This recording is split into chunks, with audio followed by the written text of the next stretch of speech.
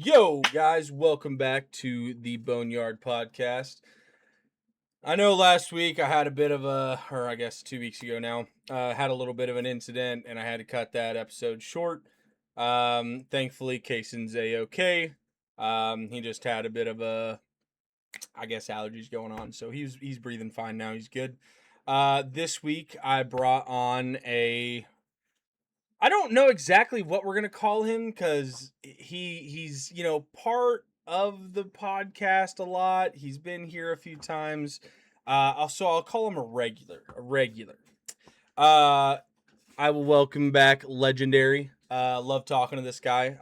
And as you guys have said in the comments, you guys love having him on. So yeah, welcome back, Legendary. Hey, always great to be back.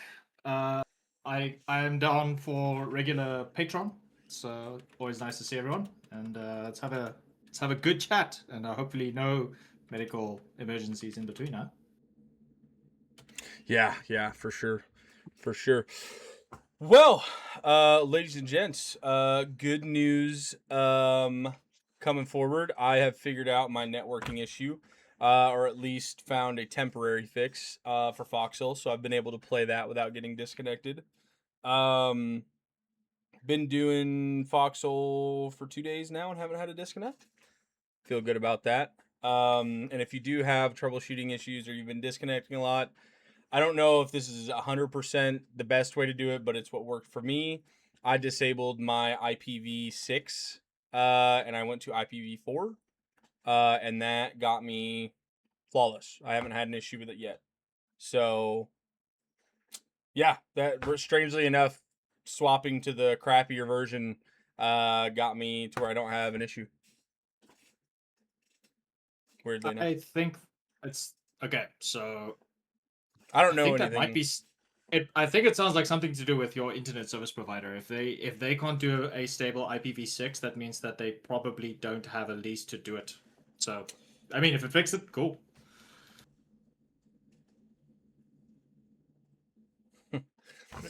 So yeah, the thing that was weird about it, I don't have any internet connection issues with IPv6 on in any other game. Never had disconnects. It's only with Foxhole I've had this very unique disconnect issue.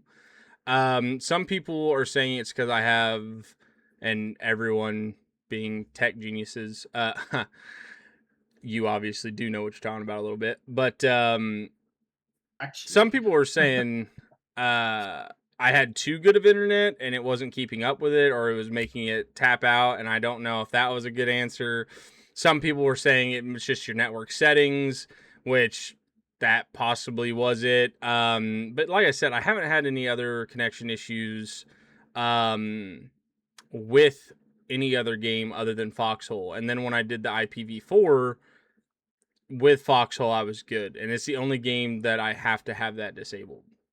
Um, so I don't know what's up with that, but at the end of the day, it's fixed. I'm happy to be playing Foxhole again. I've been really enjoying the Relic Vix, and I'm curious what you think about the Relic War so far. so Relic War. Look, in the Relic War, from you know mainstay Logi Regiment player, there's only one vehicle that tickles our fancy, and that's that sweet Relic truck, man. Holy cow! The repurposed truck. It's everything that the heavy truck should be. Honestly, I genuinely don't think why the heavy truck can't be like that. We're already building. We have to build the tier 2 facility to make the damn thing, and now I can just make one of these bad boys by finding random loot in a field. So the the repurposed truck is god tier. It's like so good for building. It's the only way that DevMan could make it better is to give it the ability to tow. But yeah, I will say we haven't been playing much with storm tanks. Where HVL is basically on the islands this war. We decided to take a bit of an island vacation. We haven't done island war since 124, so it's been a hot minute. And I mean, 124 was April, so it's been almost 6 months. So we decided to get our feet wet with this war a little bit. We are very much in line with playing with VF Trident and the rest of the Soul, obviously. So even though it's a relic war, we are mostly just focusing on islands. I will say I did try out the repurposed tractor for all of I think 12 seconds until I got Mammon Rush to death. So yeah, I think it's going So okay. I do see myself in one of the phalanxes maybe late game though, but for now it's repurposed truck, 18 inventory slots, QRFing with staff cars. Yeah, it's been fun. I will say I have really been enjoying the Relic War, because I'm not a very big fan of the AC or the tankette, but this is like the tractor is a fucking Frankenstein of both. It's heavy armored AC, and I will tell you, me and my boy Medine, that heavy towing, dude, we have fucked on so many fucking push guns. And just it's delicious, dude. Being able to just outflank an FMG, decrew it, one person hop out, steal that motherfucker, and dip is just it's just the creme de la creme, baby. I don't know. I think, just because I'm a frontliner mainly, I think the heavy towing on the tractor is badass. Is it kind of a meme? Is it, really gonna be beating anything in a towing? Is it a heavy hauler? No. Is it a, badass, that can really defend a push gun? No. But is it something that can tow a gun in a pinch? Yes. Does it have heavy armor? Yes. Can it support tank lines? Very well. I think personally, I love that tank so much. It's like a perfect little support tank. I've really enjoyed it, and I really enjoy the staff car. That thing's got some serious swag. I really want to make a staff car and get a commander's outfit and just go LARP. I don't know. My teammates would hate me for it, but I think it's cool. But yeah, I actually, we made one of each, not on Thanksgiving but the day before. So not yesterday, the day before, and we played for like almost 7 hours, and we kept them both alive until people started logging off, and we kind of just gave them away, and one died. So we had a blast in them, and I actually really think the little tank, little light tank thing. I don't know what the hell it's called. Um, I think it's actually, in a way, better than the normal light tanks. I know it's low velocity, but that reload speed is really nice. That thing's fun. I don't know. We were cooking a lot of stuff in that thing yesterday, so I think it's fun. I will say this much as someone who's very much ingrained with the colonial tech tree. Like we usually have milestones for stuff that we need to prep before Mm-hmm. certain tech levels hit. I won't tell you how like weird it feels making 40 mil before 120. It's Oh yeah. so weird. It was really strange because I was because obviously we do colonial not colonial, well, we do colonial gameplay. I mean coalition gameplay. Um and obviously in our coalition we have like requests for stuff Mm-hmm. to have the colonial stockpile. Oh, I keep saying colonial coalition stockpiles prepped for certain tech levels, and because collies only really get 40 mil tanks like one or two tech levels after tier two. It was a complete culture shock when we unlocked the storm tank. Uh, and before we even really started mass producing 30 mil, like we didn't even unlock the ISG properly yet. And we were already getting like requests like, hey, can you guys give us like 30 crates of 40 mil for like these one or two storm tank like ops that we're doing? And I was like, oh shit, I could be like, it's almost like, oh damn, I feel like I'm playing Warden here for a second, because it's like that the only time we really need this is if we have hacks. And we obviously storm cannons now, storm cannons, storm tanks, unlocking with 40 mil this early definitely feels strange. I get to play in one. Like I said, mostly just been doing island stuff and we're Mm-hmm. using repurposed trucks. But it feels nice almost. It kind of feels nice that Kali kind of have a 40 mil weapons platform, like 2 or 3 tech levels, maybe even 4 tech levels before we really start looking at having hatchet protos, and kind of makes you go, damn, is this something that I would like giving the ISG over for having like, I don't know, a I wouldn't say a prototype, but like a hatchet, you know, or having like a battering ram variant that can shoot 40 mil. Maybe not as good as the smelter, obviously not good as the smelter, but having something along those lines, because it feels kind of good, you know, being able to like pop trenches, pop border bases without needing to. Okay, guys, we need to bring up like 4 ISGs and 12 crates of 30 mil to do anything. We could just bring 2 of these tanks up. So even though it's cool, and I definitely agree that they are quite distinct from hatchets and 40 moles and hacks, or sorry, 40 mil push guns and hacks. As a colonial player, it feels nice that we actually have something that can shoot 40 mil that that doesn't come with battleships, for example, or you know, that level of tech. Yeah, I had this talk today with a few of my guys. We were just fighting in CPass for a few hours. And you know, I really think something that and we've talked about this a lot, and I don't want to beat a dead horse and re-talk about the same points, but I do like bringing up different points when we talk about the same things. I think a lot of us are really excited for Airborne and what that's going to bring. I don't think it's just going to be. Oh, actually, I know for a fact it's not going to be just airplanes getting added, because they're going to have to add vehicles, I assume. So at bare minimum, we're getting new vehicles, which I guarantee you will have self-defense mechanisms for ground targets. Like, you'll be able to swap between AA and, machine gun down, whatever the hell it is. I assume. I can't guarantee, but I assume you're going to have a machine gun that can shoot up and down. But I think my buddy E-Dragon was talking to me, and it's been a long time. I don't know if someone can pull the date up for me, but when was the last? Was it Nemesis and the Brigand? Because I know they added the push gun and they reworked the Jester, but that's not like a tank or a vehicle or armored Vic that I'm talking about. I think the last time they added something vehicle-wise to the game, other than the Jester and they reworked the Jester and the Heavy 250, I think was the Nemesis and the Brigand. And I'm curious how long ago that was.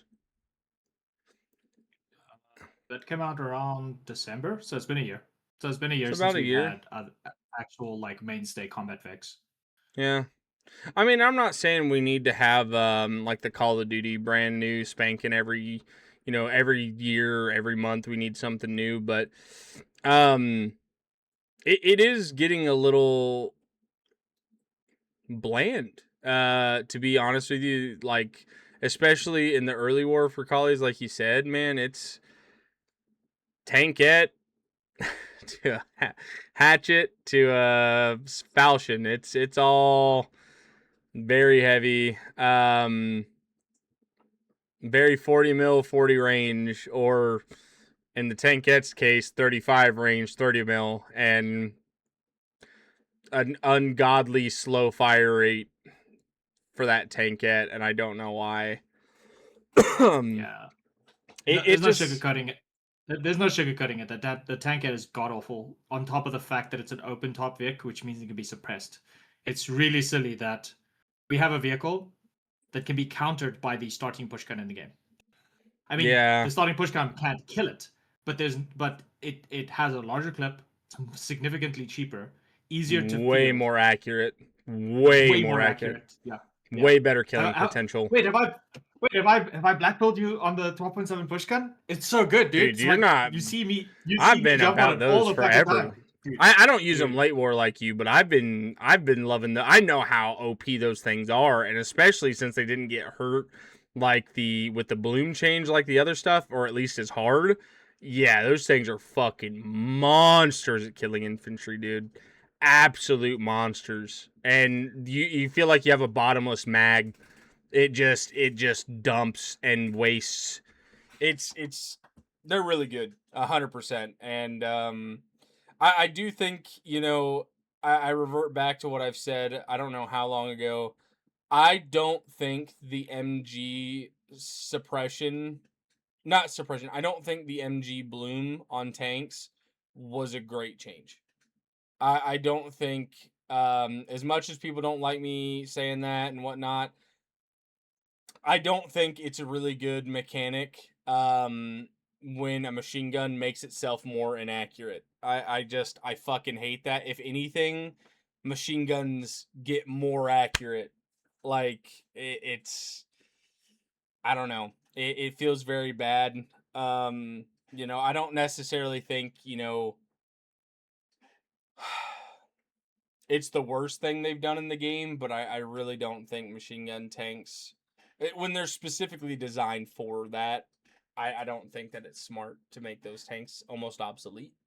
It's it, I don't know. It's very hard for me to get down with the mechanic change they did with those 40 mil and slapping shit with an HE inaccuracy. Sure, I can buy into that. But when a tank is designed to fucking gun down infantry, it should do that. And that's what the tank is designed for, and it can't do that anymore. Hey, chat. He's going through Scorpion withdrawal again. Help. I've been through Scorpion withdrawal for a long time. He's going through Scorpion withdrawal. Still Chat, send help. Soul. His Scorpion can't kill 10,000 infantries a second. He can't tier 3 it with CMATs anymore. Send help, chat. Stop, dude. You're bringing up other hurtful things that I don't like about the Scorpion changes. No, but here's the other thing. A lot of people aren't going to like that I say this either. I don't like that the fucking I want to call it the Ballista, the Warden variant, Chieftain. I don't like that the Chieftain's not laser accurate. I don't like that these things are not fair. I don't like that the Scout tank got fucking nerfed to the dirt with that. That thing used to melt people. Okay, don't like time the fuck out. I've had this discussion with you before. I'm going to remind you. The dev specifically said that they split MGs up into 2 categories. You get suppression MGs that's supposed to have a broad area of effect, which I know you want to like kill that motherfucker with the 20 mil in the trench. I totally get that. But keep in mind that these weapons are supposed to layer infantry to make them duck under trenches so that your dudes can advance. So that's the one category of 12.7 that's out there. So this is the Ratcatcher, the it's the Ratcatcher, it's the Scorpion, it's the Kingspire, and it's the Chieftain. Then you get a category of high accuracy, long range kill 12.7s. And the best way I call them is I call them sniper 12.7s, but I think the devs have a name for them. This is the 12.7 push guns. Both the Warden and the Cardi 1 do that. The Colonial Lamentum is one as well. The Lamentum is still laser accurate if you don't 100%. Hold it down for more than 5 seconds, sure. And then it's the Highwayman, but it's the Highwayman 12.7, not the 20 mil.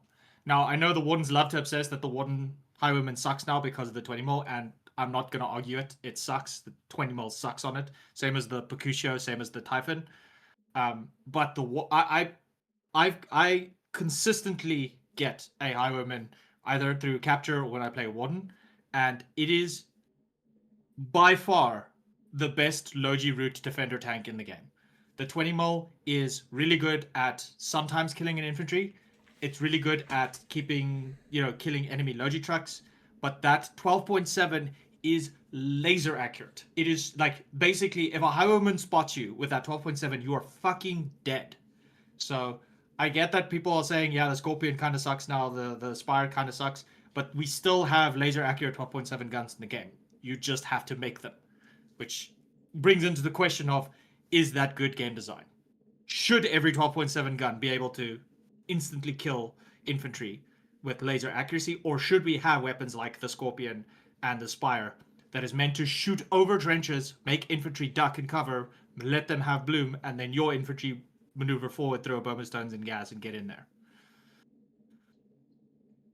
I think the counterpoint to that though is like the duck mechanic and how you can shoot and duck and shoot and duck and shoot and duck. And it's really annoying because not only are tanks very susceptible to getting flanked and being out of position. Now you can always say we'll just get better skill. Like obviously you don't want to get yourself in a bad position, but these tanks aren't designed to be in tank on tank combat.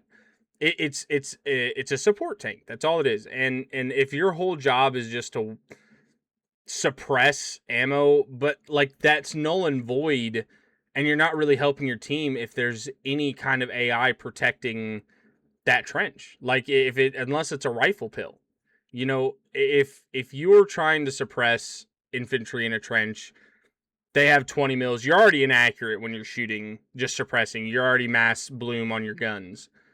You're shooting down at them. They're gonna pop up, shoot you with a cutler, or they're gonna, if they're vice versa, or they're gonna shoot you with the I don't know what their rocket launcher's name, Carnix.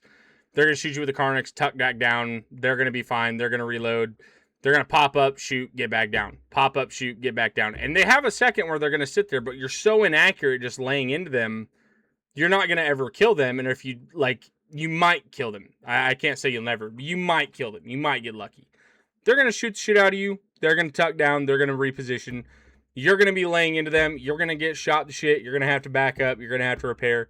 There's no real good engagement for bringing my tank up in and looking over a trench, because if there's any somewhat protection of AI behind that trench, my infantry can't move up and do that. And then if you're gonna try to arty a trench, like again, that's not really a great effect of arty. You're gonna try to mortar a trench. It's not a really, I mean, theoretically you could, but it's not great. It's very inaccurate. I mean, it's hard to sit there and be like, yeah, that's cool, dude. Like that's a good like game exchange.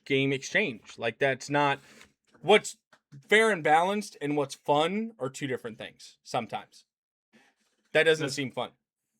Listen here, motherfucker. You might not like to 120 trenches. I will gladly throw 4,000 120 shells at a trench if it makes infantry log off. Yeah, of course you're right. You shouldn't be arting with trenches, but it's still fun when that one shell lands inside of an octagon and it deletes 4 dudes hiding inside of it.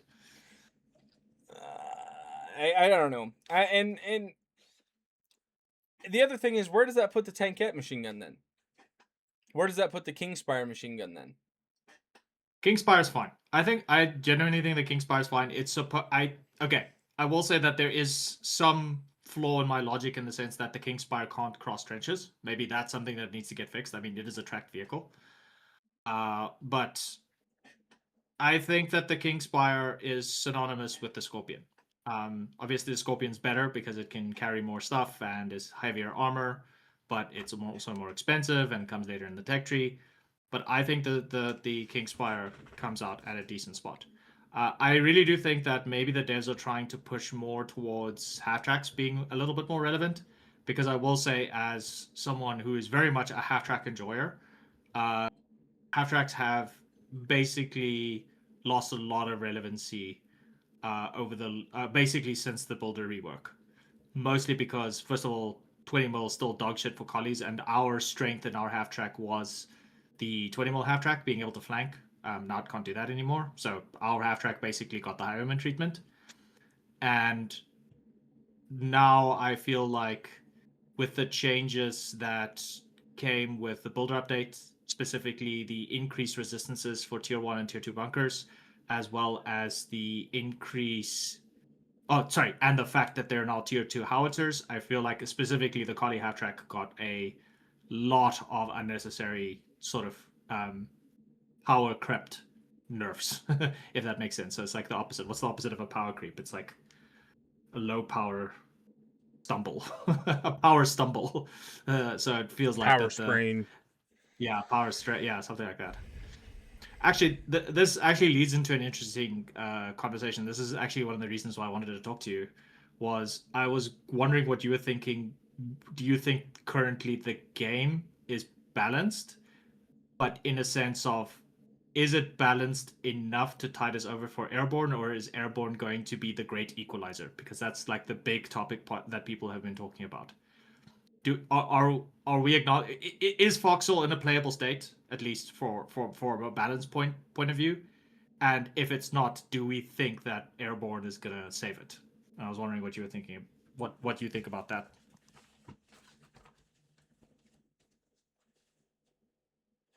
Uh oh, he's gonna go get the hat.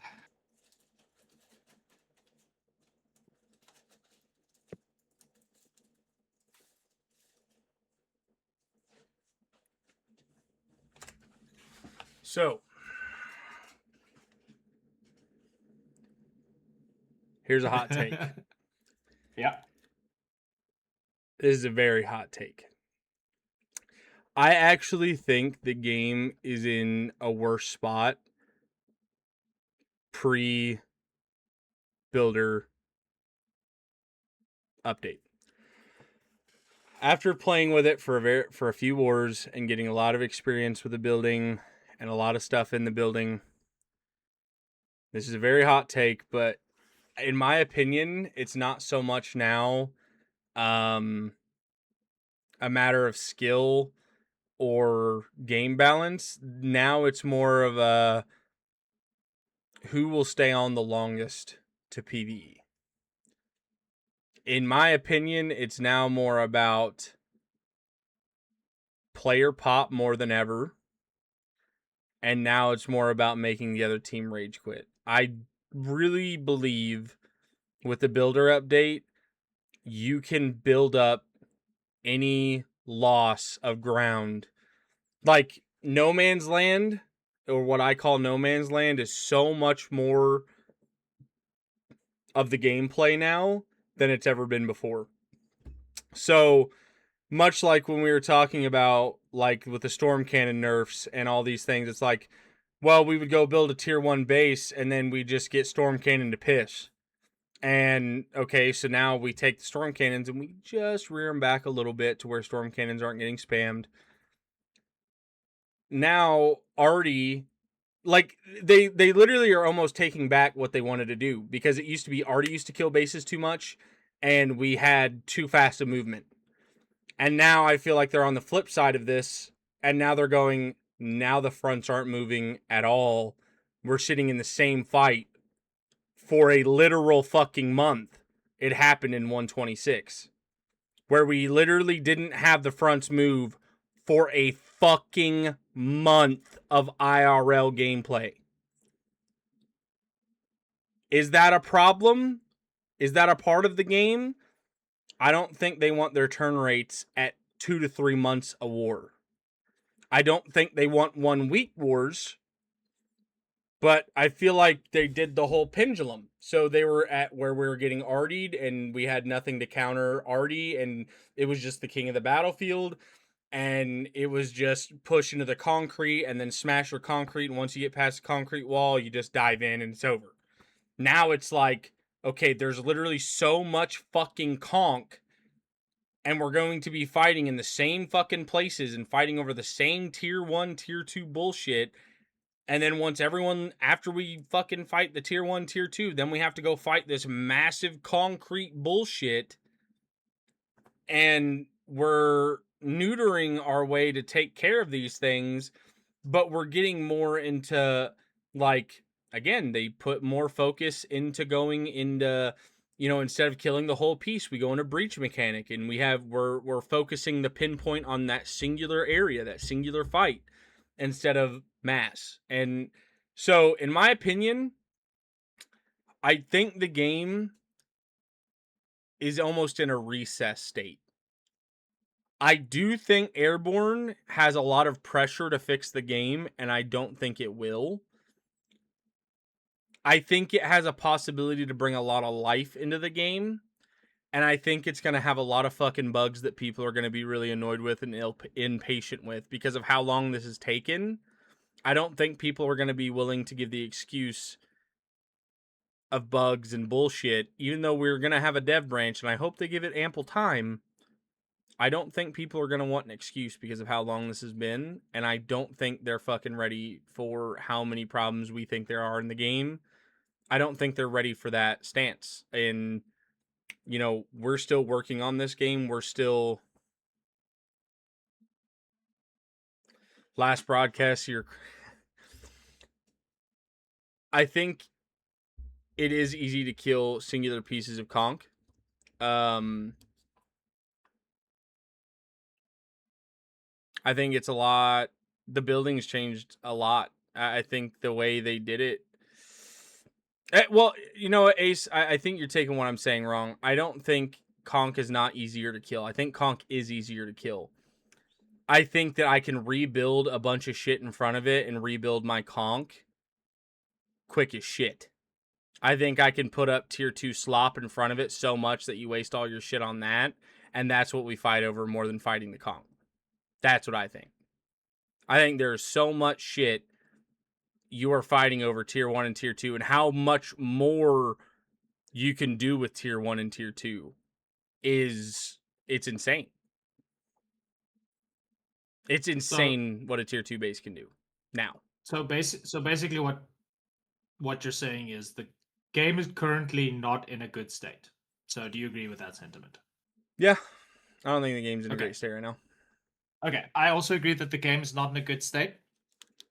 But I am of the opinion that with the things that we've seen in the concept art and the trailers thus far, I do think that we're going to see a lot of meta shift purely based on aircraft to the point where we're probably going to see a changes to how people build again.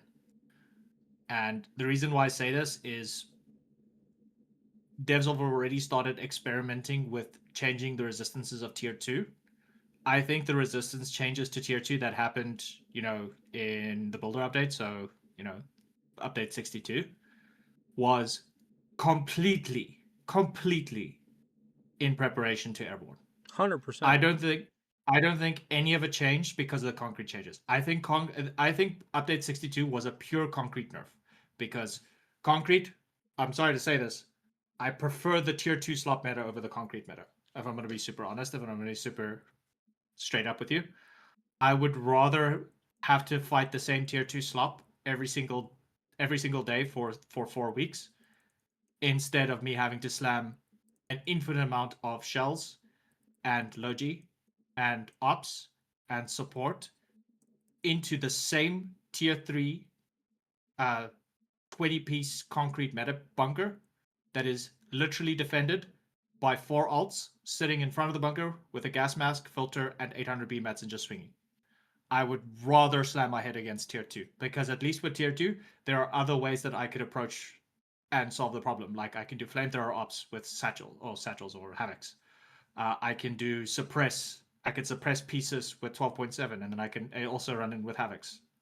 Sure, I can't use 120 as much anymore because tier 2 howitzers just shit all over 120 ops.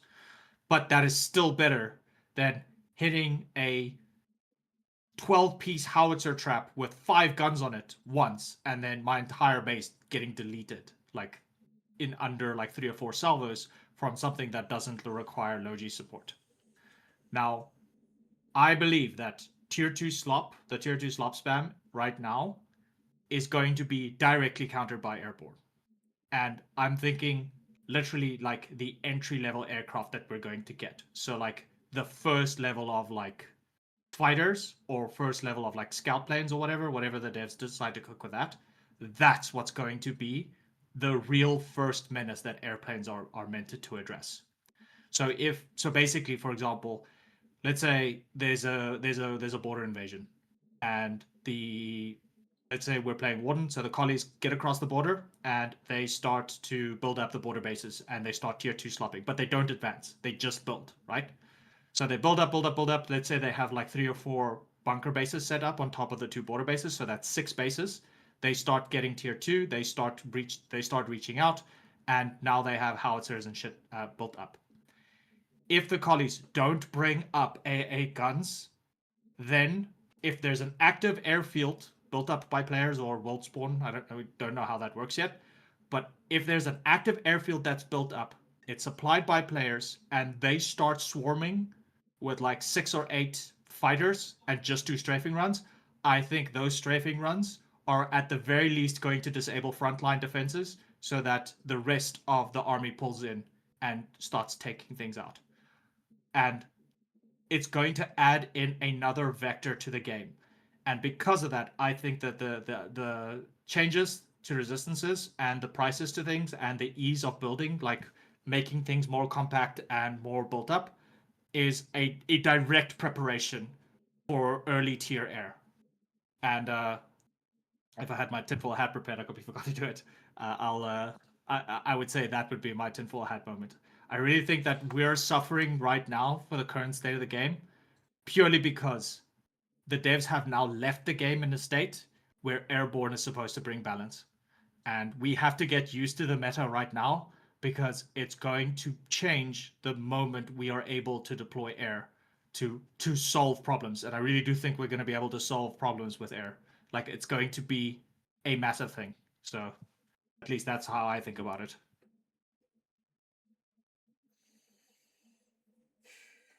So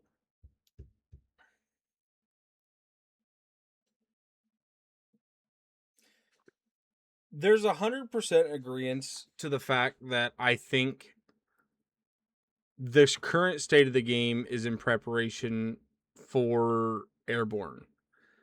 I don't think breaching mechanic was made for the heavy 250 and the jester. I'm hating to burst people's bubble. I really don't think that's what breaching mechanic was for. I really think the breaching mechanic was made for bombers and planes. Like 1,000,000% in my heart, I think they want you to be able to bomb a base and not completely fucking foundy wipe it, but put visible holes in it. I really do think that you are right in saying the game is prepped for airborne. In my opinion, going off what we know of Foxhole and the developers, and I don't want to be the negative Nancy because I really think they've been trying to present a very complete update. What I'm petrified of is they're not going to send us the update with everything in it. They've delayed it.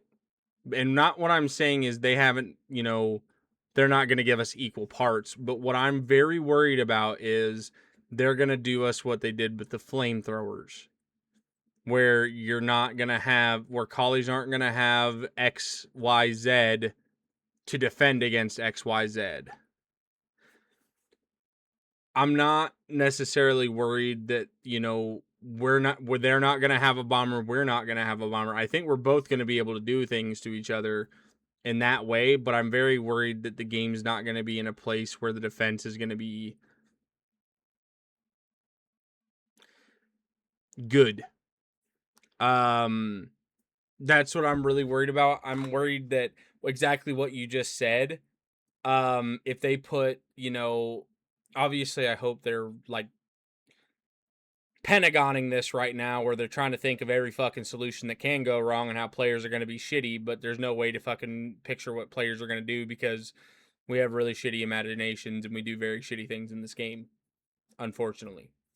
But I'm very worried that there's going to be a lot of slips through the cracks in that regards. That's what I'm very worried about because there's already cracks in the game, in my opinion, as of right now. And much what you just said, where you have people hitting border bases before they're ready, that petrifies the shit out of me when you're talking about airborne already in the air. We have to scramble to go get the border bases. We get them. Like alts, obviously you can't plan for them, but there's ways that they can make it very shitty for alts not to fuck the community. And I feel like with airborne, there can be metric shitload of things that can happen very badly with alts and airplanes. A lot of people Uh, aren't thinking about that. I think there's a lot of cracks in the systems in that way. Much like what I'm talking about, and I'll give you a perfect example of what I'm talking about.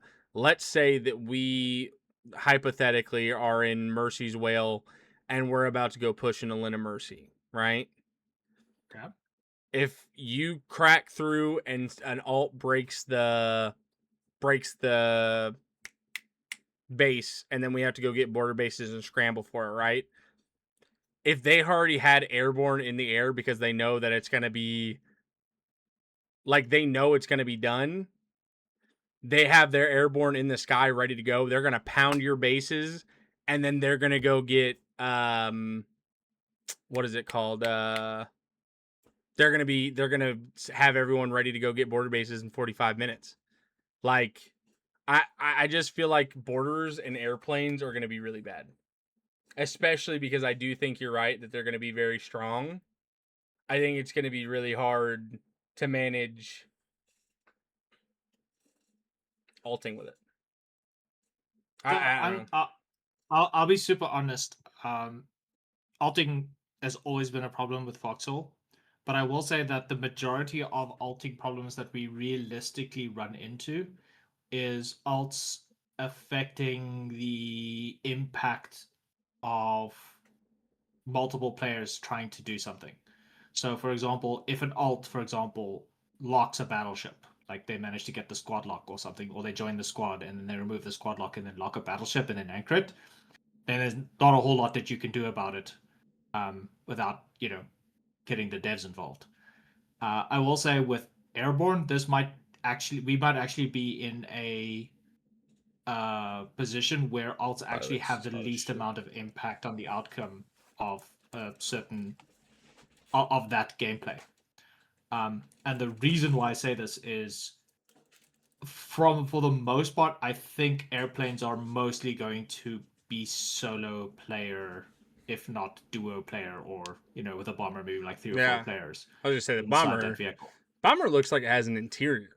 It's that big. It looks like it has an Oh, interior. it could very much well be that big, but I'm not too concerned with bombers. But the thing that I am concerned with the most is right now people are struggling to continue playing Foxhole because it feels like Foxhole right now is incomplete. It feels like we are playing an incomplete game, and that makes things very frustrating. Like, well, we've had, I think, just again, last war there was a massive colonial turnaround from a very very good momentum. Like we were relatively well pushed up in the northern territories. Like like Seoul, for example, comfortably took fading lights, and we held it for a very very long time. And I don't know what happened, but it was literally like a switch flipped the moment that the devs said that, oh, there's going to be a relic war next war, and it heavily influenced colonial desire to continue playing because we're so fucking hungry for change. On the colonial side, I don't know if you have the same sentiment with you guys, but like we feel like the game is now not in a great state because there are too many questions left over, or that I really think that airborne is going to solve. But until that happens, it's kind of like we are left with, I would say, like we have like this gaping wound, we have like this gash on our side, and we're begging out for a bandage. And that bandage, I think the devs intend for it to be airborne. And until we get that, we have to kind of play with the state of the game it is right now. And that feels really shitty. Like, tier 2 slop is insane, but I think tier 2 slop is going to be countered by entry level fighters. Like, we're like, if you know, collies are busy digging up a border base, or they're busy making a partisan base here. Cool. Scramble fighter, six cents, put 6 birds in the sky, do strafing runs. Birds, airplanes come back. You rearm them with whatever weapons that they have, mortars. And maybe let's say fighters drop mortars, for example. Just toss them out the window. You just drop mortars out the windows. You bomb the shit out whatever tier 2 slop is being built up. and then you go back and rearm. And I think the reason why I say that this is going to be like an immediate impact in the game is because I think airplanes are going to have the same impact, like in the same regard that you would have a like destroyer or a frigate rolling up on your flank. Like, how many times has there been like an insanely good push or like a push bunker being built up, and then all of a sudden, oh shit, a destroyer comes down the river and just deletes you? Was there any prep or any consideration for a destroyer showing up? No. And I think airborne is going to be in that same spot as well. So you get the border bases, you start setting up, you start building, and then okay, cool, we're in a pretty stable spot. We got artillery shelters put up, we got howitzers put up. Oh, did anyone bring any AA guns from the seaport, or did anyone bring an AA half track, or did anyone bring an AA tripod weapon or whatever? No. Well, fuck. The entire push is now dead. So And I do have a thought yeah, for you too.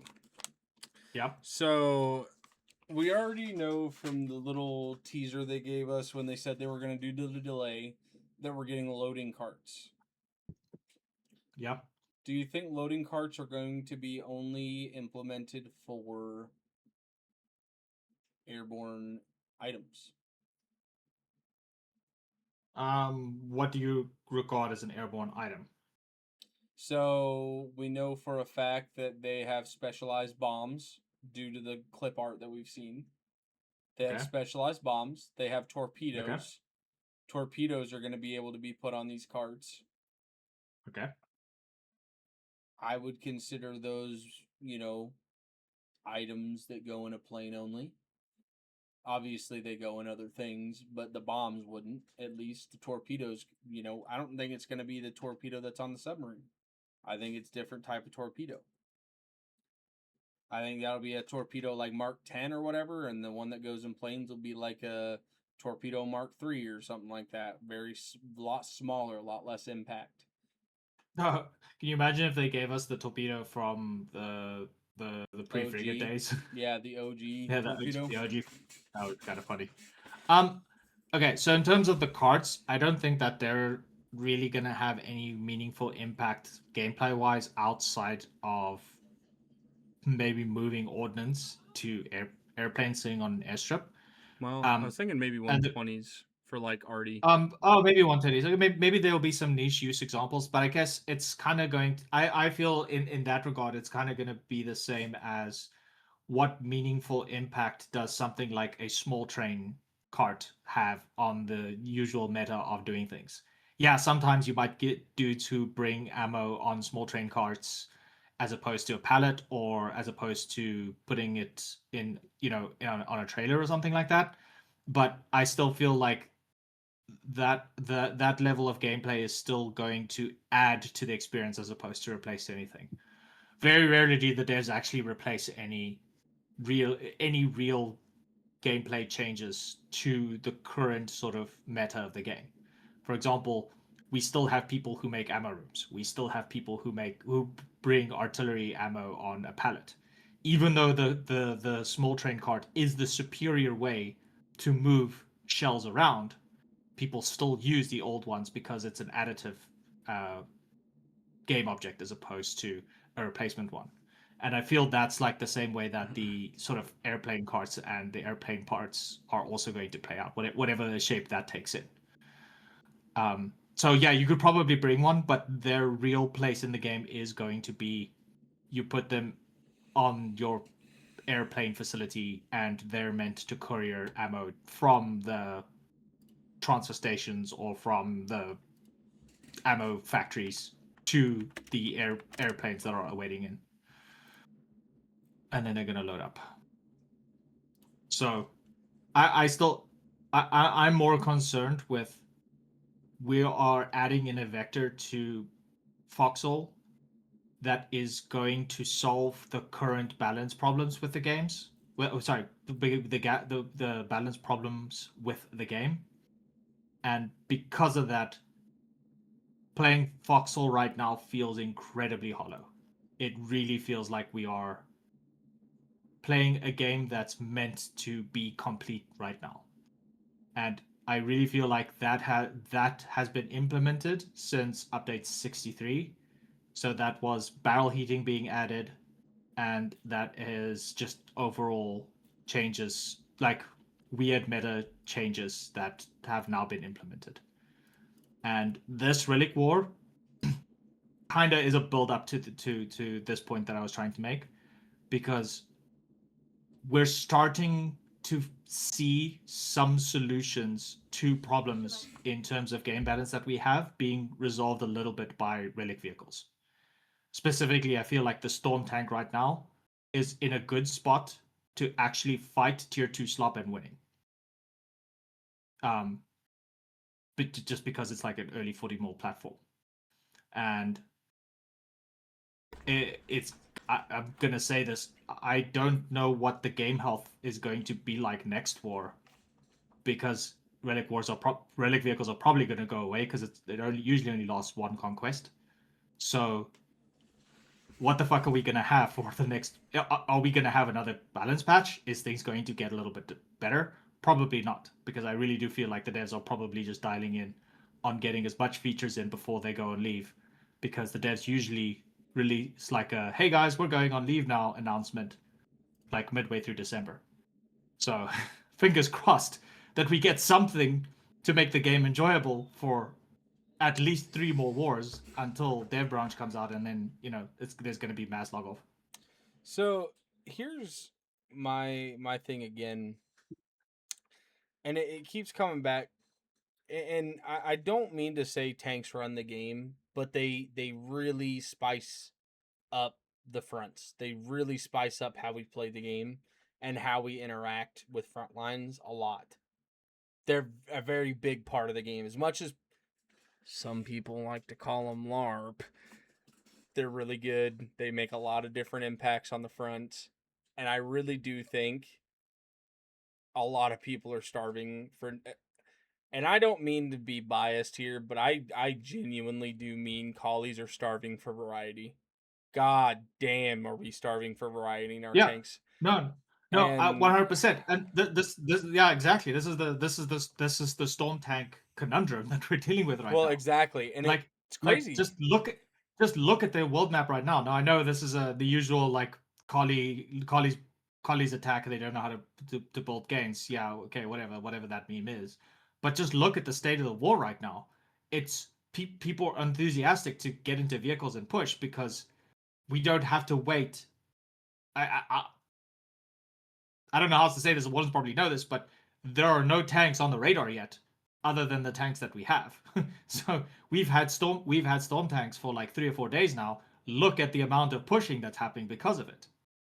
And the Wardens have always had a weapons platform that like with the hack. Now, sure, the hack is just an armored car and it'll get deleted by tier 2 garrisons, but at least they're still able to like actually cause damage because 40 moles is valid.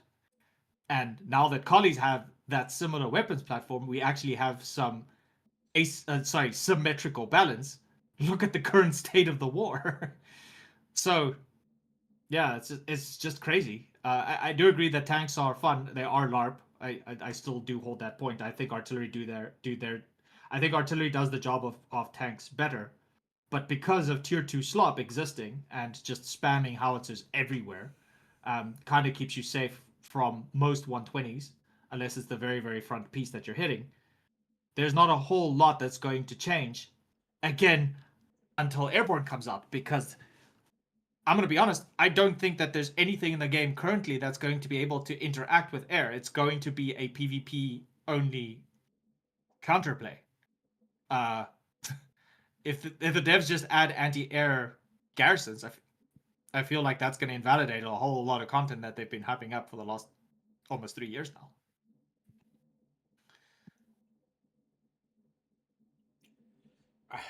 The thing is, and I hate speculating about airborne. Hold on, let me rephrase. I love speculating about airborne, but then the realism side of me kicks in. We still know nothing. It's not a real secret. Bone, like we're talking about making Bone a full time air regiment. Like like really focusing on that being our only shtick in the game. And if it doesn't come early war, like literally prepping everything for it. And I know a lot of regiments are going to want to do that. And especially in the first war, it's all everyone is going to do. But we're talking about making this like our full time thing and making it like a. I won't give too many details to you filthy wardens, but we are making it a part of us. And the things that are killing me right now is actually the logi side of it. And that's what's frying my brain. How long can I fly? How fast can I get there? How far can I go? It, I'm so curious how border hopping in a plane is going to be. I'm very curious on if you're even going to be able to like strafe ground targets, or if it's like I just don't know what this all looks like. Is it going to be like we're in a 2D plane, or we're going to see the ass of our plane and the only one that's going to be able to see is the gunner, or the bomber is going to have a line directly that can see far enough down to the floor? Are you actually going to have to compute, like if I have a plane flying at 500 miles an hour at this, 500 miles an hour, and my target's here, I don't drop fucking here. Do I drop back here? Am I going to have bomber sights, or am I going to have to calculate it? There's so many things that run through my head right now, because not only that, but when you're doing big bombers, are they going to be realistic in, because a lot of people are thinking you're going to fly right over, all of them are going to drop straight down. I don't think that's how it's going to work. You're going to have your target here. You're going to have stick one, drop. That's going to be the calculator, or, over or under. And then you have second planes, drop either a little before or after. And you'll have to do it in sticks all at the same line to hit, like. And so this is where my mind just toils. It's so much. What's the airborne units going to be able to carry in? What are their loads going to look like? Am I going to be able to drop a care package so they can actually get a encampment down and possible like small figure AI? Am I going to be able to drop a tank out of my car? Am I going to get a cargo plane? Am I going to be able to ask Legendary to come save my ass with fucking Logi balls deep in the enemy territory? Are these things even possible? What planes are we getting? It's so fun, but at the same time, I'm getting my hopes high, and I don't know what their vision is. And this is, again, please just fucking tell us, like, at least a little bit of what you're envisioning this is gonna look like, because it's just not enough. Like, for almost fucking 6 months of us waiting for this information, you need to fucking give us a little bit, because this is fucking, and it's hurting me, man. Sucks. I will say this much. I think. All right. Let me rephrase this way. This is an interesting thought experiment. What do you think are the top 3 most annoying things in the game right now? Right now, current meta. What's the top 3 most annoying things off the top of your head? For the full game, or for Full game. Current war, last war, whatever. What's the top 3 most annoying things? Sorry, specifically game balance. I'm talking game balance here. Not like server performance or any of that shit.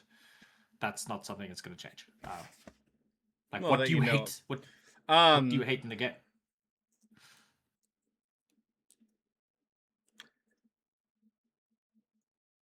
I'm gonna be honest. I really, I don't think 120s are in a great spot, Collie or Warden, because they only get to pick on tier 1 slop freely. And not to shit on the Wardens, but you can put them entrenched. We have to build sandbag walls, which both cause work, but I would say you'd have a little bit survivability better on the Warden 120. I think 120s aren't in a great place at all. Okay, basically light artillery sucks. Okay, Light artillery is not in a great place. I would say There's building mechanics that I still think need to be done. I really still think that you should be able to... There should be a fucking thing in the game that I can do to a tier 2 trench when I need to fucking make it different. I shouldn't have to fucking Hydra a tier 2 trench and then Hydra the tier 2 husk. ACV, obviously, the ACV wasn't out. Obviously, when the ACV comes out, that's kind of... But it's really fucking annoying in the early game stages that's our best method of dealing with a fucking trench in our way is just waste explosives on it. I don't know. That drives me fucking nuts. I don't know why that we only have one option and it goes through the fucking facility to do it, and it's not... I don't know. To me, that's a personal pet peeve, and some people might think that's balanced. I think that's bullshit. I really think the only thing you should have to fucking tap out with an ACV is concrete.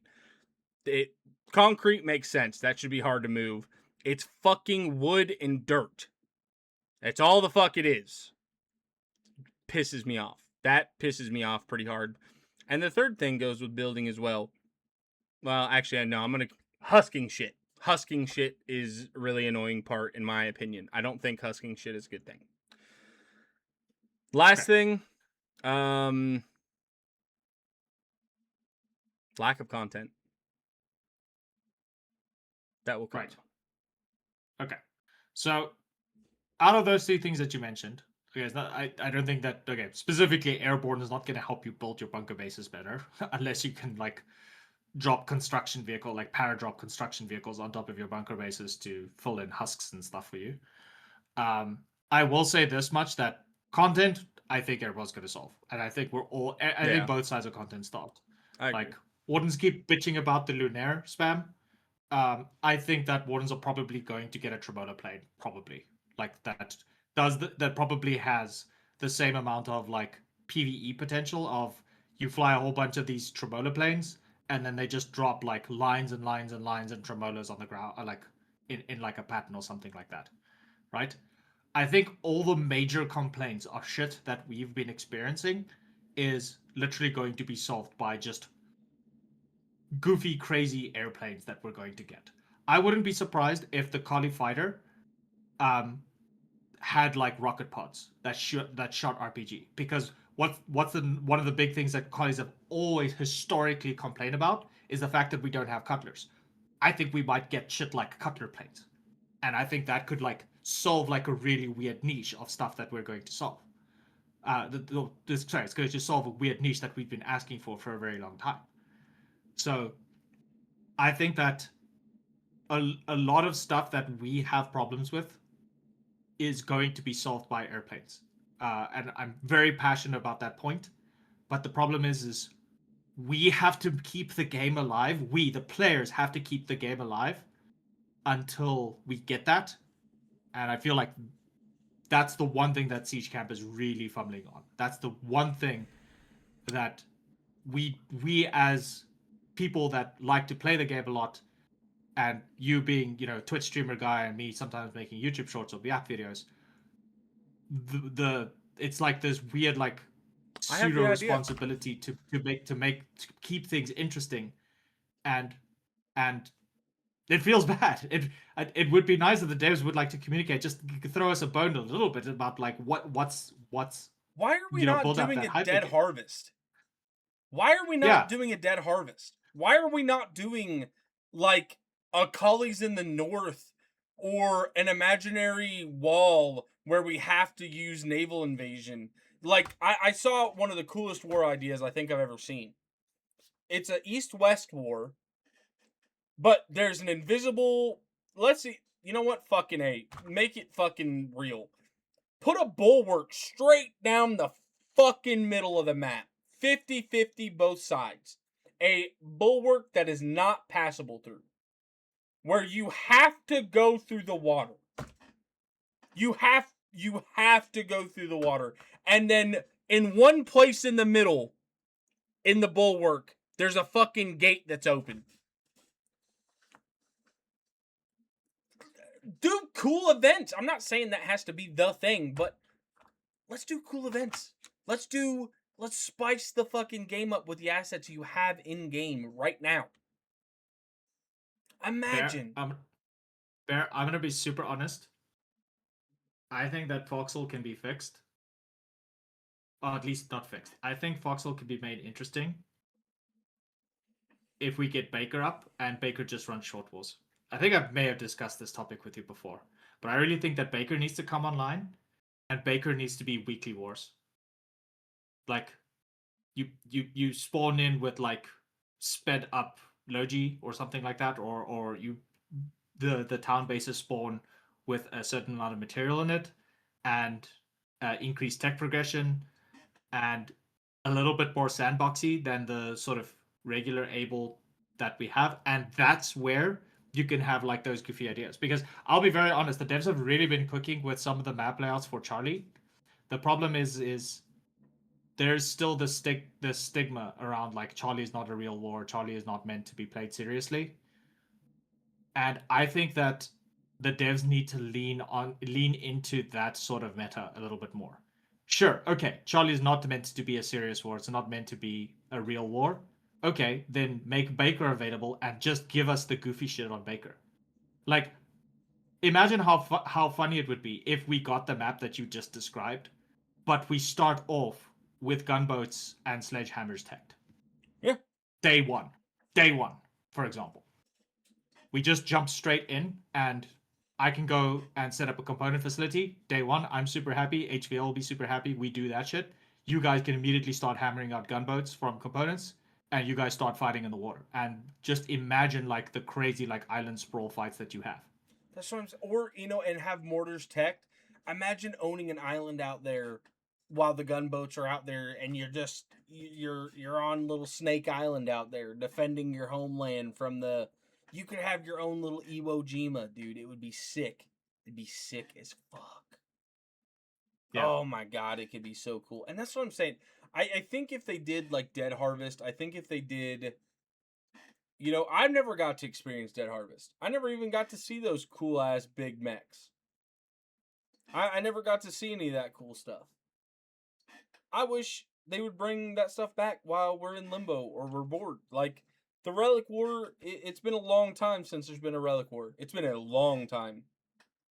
This is cool. 2023. Yeah, it was the last Relic War. I mean, I don't know if you saw Robert's latest video about Relic Wars. And he actually brought up a very good point where he says that there should be like one Relic War like every 4 wars, but he also adds in the fact that the devs should add like another relic weapon into that war every single time. Now, of course, it's going to be goofy. It's not going to be balanced when it comes out. Yes, it probably detracts from some dev time, but it doesn't need to be like the crazy. It doesn't need to be like the crazy like Dead Harvest stuff, like the mechs or anything like that. Yeah. The devs could literally just add, for example, the old gunboats. Yeah. Just add the old 120 gunboats as relic gunboats. The assets are still in the game. It's still there, or they can probably just reintroduce it. But then we have the gunboats that shoot mortars, and then we have the gunboats that shoot 12.7 and 120. What is that going to do? And you don't even need to add both. You could just add like the Warden one, and this is the Great War gunboat or the Great War frigate, not a frigate, sorry, corvette or whatever. I don't know ship classifications that you can now go and build. And again, you do it from relic mats, and I think that would be super sick. I mean, to be fair, like a month ago when the devs announced that this war is going to be a relic war, I did the whole, you know, crazy schizo posting meme of like I think that they're going to add in that big fuck off like ship in Slyken Shelf as a buildable vessel. Like I was thinking they're going to add relic battleship, but that stuff is going to be insanely cool. So I think that is definitely something that the devs should probably play around with. Like lean into the crazy more. And I really hope that Airborne follows in that suit as well. Like lean into crazy shit like Warden Tremola planes or Warden, or basically like take like 4 Lunaires and strap it to like a Warden like biplane or something like that, and that's just their like strafe bomber. collies get like cutler planes with rocket pods and stuff like that, and they can do the same thing for relic wars. Yeah, I So mean, I think that's all. It's all gonna keep boiling down to is I think I don't think it's a do or die moment.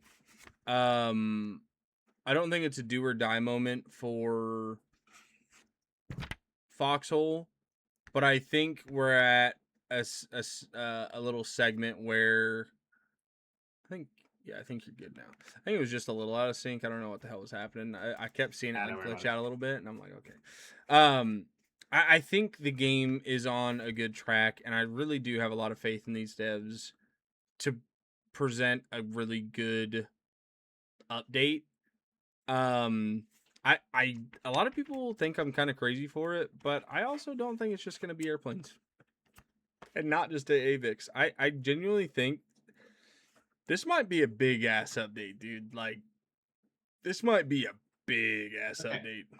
At very least, devs have promised fighters for both sides, bombers for both sides. They've teased the Colonial Dive Bomber and the Warden Scout Plane. Now, I don't know if that's the asymmetry that they're going for. I really fucking hope not. I really, for the love of God, hope that. You know, I always say this because I'm like, Naki Tenrate did this and bullshit like that. I really, really fucking hope that the collies don't get something that the Wardens can't counter with their arsenal.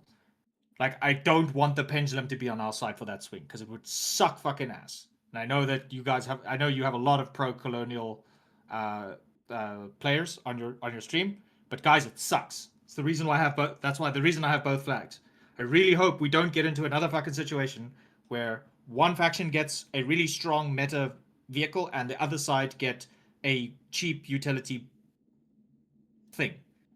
Because if that's the case, I will when the dev branch drops in January, I'm never gonna shut up about it. Like, I will channel my full logistical autism into not let that be a reality, because like that would really really suck.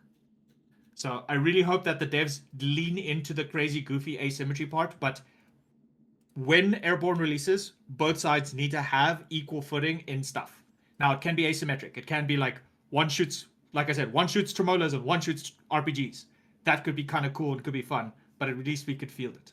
But it can't be. It can't be another situation where you guys get fire and you guys get water buckets. GLHF, because it would ruin the game.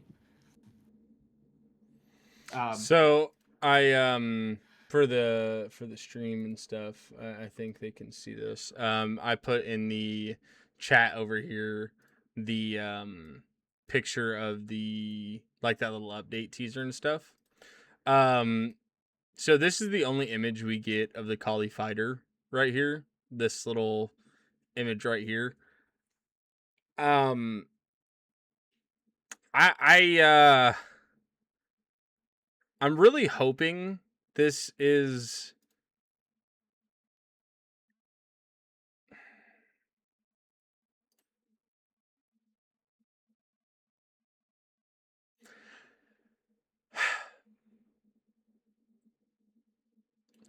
okay. So here's my opinion. I really hope that it's not symmetrical, but I hope that it's counterplay. Right? So like much like he was saying, they might get a fighter bomber, we might get a strike fighter. Asymmetry, both do PvE, PvP. yes. If they do get a scout plane and we get a dive bomber, the scout plane had to have some very, very good potential for that. Like, again, I'm okay with both sides having nasty fucking toys. That's fine. Both Yeah. sides need nasty fucking toys. Yep. I will say I've never been a big advocate for one side get something nasty and the other side get shit on. Um, I don't want a 50-50 win rate because if your team is getting their ass beat, that gives incentive for the devs to, look at your gear, look at your what the fuck's going on in the map, what keeps happening. I hate to fucking tell you guys this. Loss creates invention. Not winning. Winning doesn't always win, or winning doesn't always get you inventions. The point of the game is to have fun and fight. If you want the win screen, I can go get you the victory 120 page from War 100, bro, and I can send you that, and you can just copy that and hang it in your room and never play again. That's not what the fun of the game is. The fun of the game is, in all honesty, like when you have a really bad fight that you're about to lose and you end up winning. You know, or when you come in with that clutch Logi truck and everyone is like fucking thanking you, you know, that you just saved the day. It's not. I literally. I can't tell you the win loss anymore because I stopped looking at it. I care about how the game feels. I do think how much I did just shit on the builder update and how the game is very much tier 2 slop and it's very, you know, you just keep throwing enough fucking B mats at the problem, and to be honest, it does work. You throw enough shit up in front of them, it helps. It works a lot of the time, and it makes the wars very long. That being said, I do like how there's always a way to keep the fight going. Now, as much as I said that's kind of counterintuitive to where I feel like the war's too long, I do like how there's always an option back in. You know, it's never... I feel like you're really never out of the fight anymore. You can always clap back. And I do like that. I think Legendary brings up a valid point. You know, I don't miss the fucking 2 MPFs of ballista rushes going into a bunker and not killing it. That fucking sucked when you get it down to like 5-10% and it was fine. That's bullshit. But at the other half, we can disagree on this. It's fine. I still don't like that concrete can be fucking husked at 99% dry. I think it's bullshit. But agree to disagree. I do think it's a better situation than what we were in. I do agree. I do think I do agree that I'm right. I don't think he's right, but I do think that there's some things that needed to be changed or still need to be changed. But I do think the game's on the right track, even though it's very slow. I think what Legendary has been trying to say without saying is we just got to hang in there and see what they cook, you know? I know the dinner bell's ringing and the people are fucking angry and wanting this to come out and think that it's going to be a flop. And I have faith that they're going to produce a good game. I wouldn't have 4,000 hours in the game if I didn't think they're a good company and it's a good game. Or I'm mentally insane. But I do think we don't need to let the devs just sit there and tell them, oh, it's great. Oh, we need to tell them the problems that we think are in the game. And I think we've been very vocal enough that the content is not there, but we think it will be. I think we've been vocal in saying that there's some bland spots in the gameplay progression that can be worked on. I think variety is very much needed on both sides. Yeah, I really think that the booker is too expensive. They need to reduce the armored cost by at least 10. Yeah, I really think the linear needs to be increased back to 10 per crate, not 5. I don't think it's good enough right now. I think they need to be on every front even more. True, very true. And I think Cutler needs a 50% Hivo increase, dude. I really do. Yeah, they should just make it that you could jump in the air so you can go over barbed wire fences. Hey, but yes, Petey, that's actually Hey, that's fucking factual, bro. That should be fixed, and that should be said. When I pull a fucking flatbed from the seaport, that shit should not be halfway glitched into the seaport. That's a based fixed, Petey. Based. That shit was a hot ass drop right there. Dude, how else is Siege Cap going to make their money by having Logi players buy a second account so that they can pull the flatbed forward 5 meters so they can put their fucking resource container on it, man? No, actually, no. Hold up, Petey, take that back, and I'll tell you fucking why. If you are pulling a vehicle out of the seaport, you should not be using two loading bays. You should pull the flatbed out, pull it forward, lock it, jump out, jump with the crane, pull something. So you only use. No, wait a second, hold up. No, I'm against this. This is a Logi nerf. I don't like this. I don't like this. We're for it. Nerf the Logi nerds. Yeah. No, don't do. Yeah, that's fair. I don't know. Anyway. Yeah. There's one What's more topic to lean into with this, and I've been grooming you into another topic to talk about. Grooming. Hey, what the? Hey.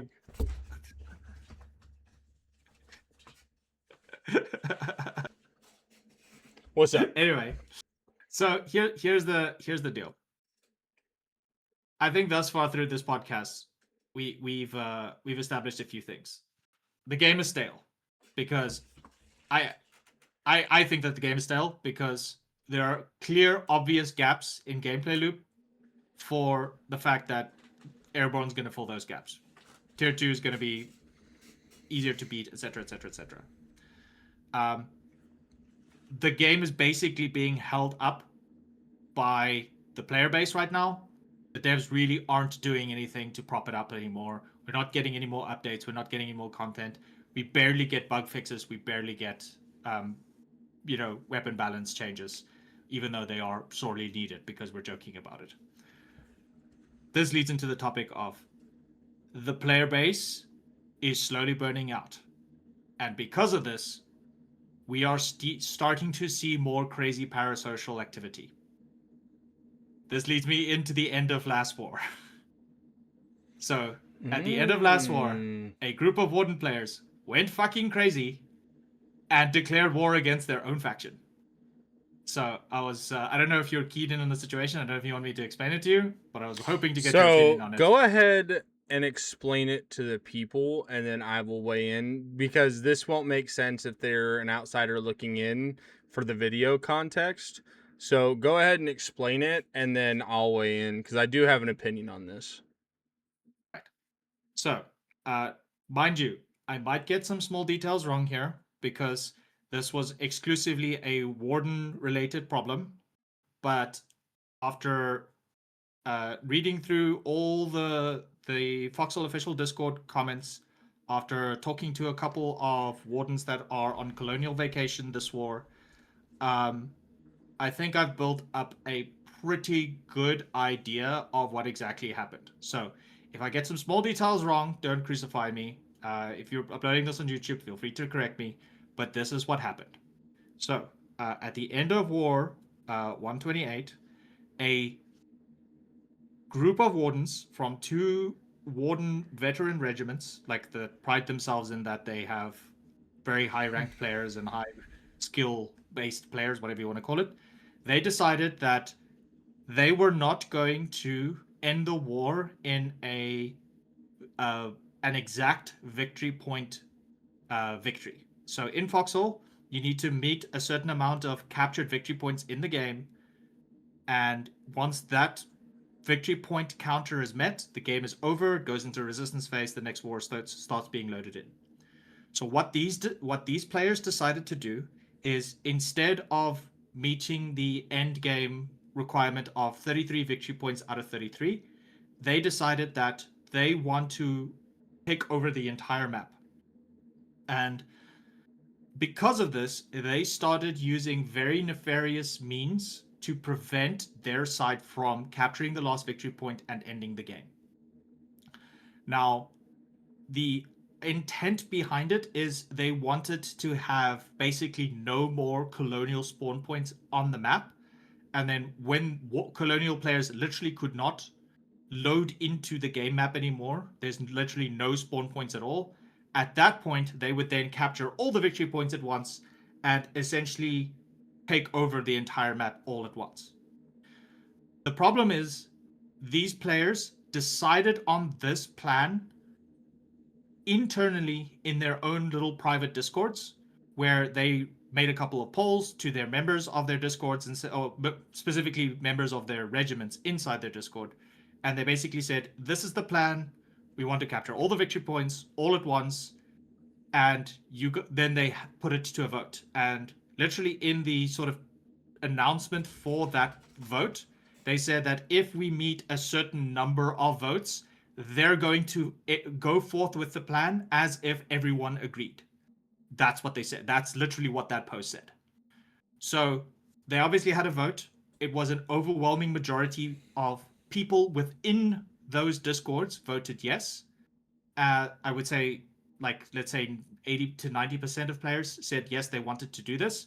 So therefore, they started enacting their plans, and the plan went as follows. If a victory point was destroyed, so if a colonial victory point town was destroyed, and the wardens attempted to send a CV to build it back up, to tap it or to rebuild it, they would intercept that CV, disable or destroy it, and then they would block the blueprint from being constructed, either physically blocking it with a vehicle or players or something, or they would basically destroy the blueprints as it's being attempted to being built. So at the end of the war, the very last victory point that was going to be captured was Cannon Smoke, which was a colonial backline Logi town. The wardens destroyed the colonial-owned town. They started pushing in, but then members of this regiment started blocking it with like a silver hand, and then they started shooting the blueprint, and they started shooting the CVs, and they were starting to like report players that were preventing them from preventing the victory. This action was very much against the game's terms of service. You cannot do this in Foxhole. You cannot intentionally harm your own team. It's like one of the first like 2 or 3 rules of the game, on top of you're not allowed to cheat and you're not allowed to use alts to gain an advantage and things like that. And these players were just doing it. So you can imagine, as being someone who was not part of their discords, as part of their like polling that they were doing, you were just like a random player at the front, or you were a regiment that was fighting for that victory point for several days, if not like a week, if not several weeks, to get the W, and then these random warden elites were in the hex, and then they started shooting you at like the moment that you're about to, have your moment of glory. And the problem that I had with the situation specifically is then they started this massive like PR campaign telling everyone that they were in the right and that the rest of the warden population was irrelevant to the outcome of the war.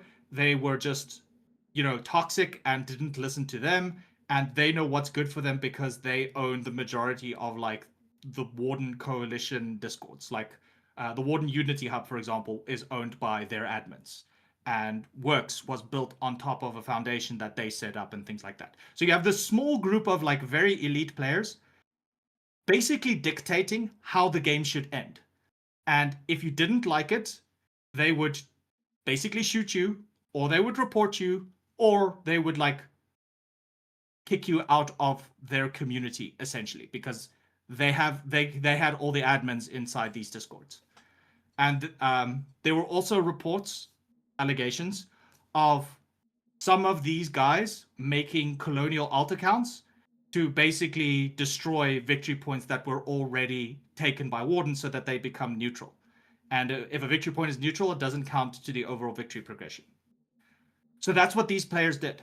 And because of that, it elongated the war. Luckily, it only elongated it by like 24 to like 36 hours, or maybe even like 2 days. But the fact of the matter is, it really shook a lot of like the warden culture, because suddenly a lot of regiments realized that a lot of the sort of unity and brotherhood that they had between like interregimental collaboration is hinged on the fact that these discords are built up by these players and like this like really small elite community. So yeah, caused a lot of drama, and even I think pretty much everyone had some comments on it. And I'm very curious to think that what you think of the situation, and whether or not it's good for the health, it's bad for it's good for the game health, or bad for the game health. What are your thoughts about that? So there's two trains of thought that I thought of when this situation was happening. One is this is a situation of I've already kind of known this is happening for a really long time, without the action ever happening.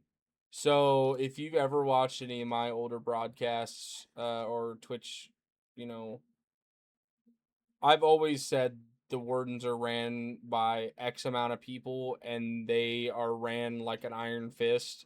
If you get out of line, like when I first got in the game and I was under um, Jay, he used to run 104th. Abtots was his name. He was like, the Colonials are like freedom. You do what you want, brotherly love. You're very much do as you please, help the cause, but no one owns you. No one owns anything. It's all kind of you're just PMC faction essentially. You're a PMC, and the wardens are there's 82 DK and the little fucking weirdos up top that have this control freak system where if you don't do what they say, you get fucking kicked. And I think it's I really accepted this fact when I saw that we're here to enforce the legitimacy of works. If you do not abide by works, you are getting fucking demoed. You're getting pulled back. If you guys know what that meme is, you know exactly what the fuck I'm talking about. And I've always kind of known that that was the way wardens are ran. And a lot of people on the wardens are like, that's totally not how it is. And it is, bro. You give these big guys everything that they want, and then they give you everything in return on a little fucking petri dish. You get the fucking STDs and the fucking BTs from these guys, and you let them roll over every fucking base and whatever the fuck they want. And is it always like that? No, but is that how I understand the wardens run? Yes. Have I ever gone warden? No, and I refuse to, based on principle. I don't want to. I want to stay a purist. But Bro, do I think they're bro doesn't effective? want to taste. Bro doesn't want to taste the Booker waters, guys. You hit it here first. I'm just sticking to it, and that's how my understanding of how the wardens work. And the collies, their own sets of problems like that. The wardens have their own set of problems, and you're kind of seeing that come to fruition now when the top side doesn't always treat the low side the best, or the bottom side disagrees with the top side. Frustration happens, and kings get beheaded. Like I don't know if that's how it always. Hold on. I don't know if that's how it always works, but from my understanding, the collies play it very different. We're very much cliques. We run in cliques of people, coalitions. If you're not with a coalition, usually it's kind of you can kind of do what we're doing or fuck off. We don't care what you're doing. Get the fuck out of our way. It's very much we don't give a fuck what you're doing, but you're not going to interfere with us. And, we're not going to tell you what to do. We're not going to kick you off this place. But if we want this place, we're going to have a talk about it. And usually big dog fucks little dog or whatever. That's usually how it goes in Kali land. It's not very massive clans aren't all together and oversee everyone. It's this big ball, this big ball, this little ball, this little ball, and they all kind of just fucking mix around until we find our fucking lanes, then we veer our heads back and go straight. It's very weird how collies do it, and it's kind of disorganized, but it's fucking organized chaos, you know what I mean? I think, in my opinion, I think in the grand scheme of things, and a lot of people aren't going to like this, and this is going to sound like I'm very pro collie. I am. I'm just kidding.